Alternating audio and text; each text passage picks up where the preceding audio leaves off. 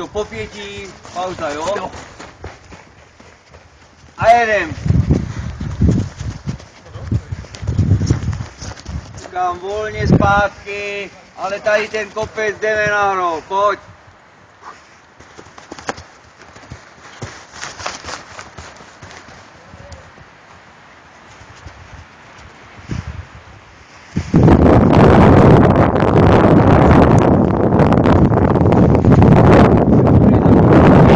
Jedem.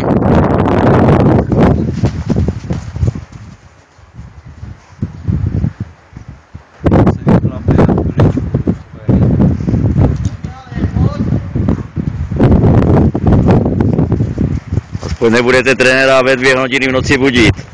Makáme. Tak mají asi moc energie, ne? Je dneska dorazí, říkám.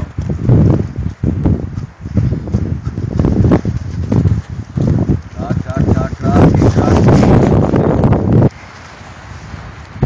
Hlavně ta síla.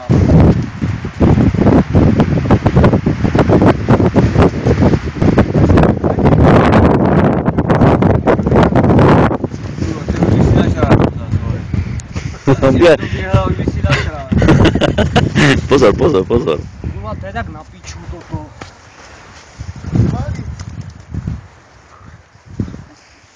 Protože už nemůže, no. Velkou, kamaráde, velkou.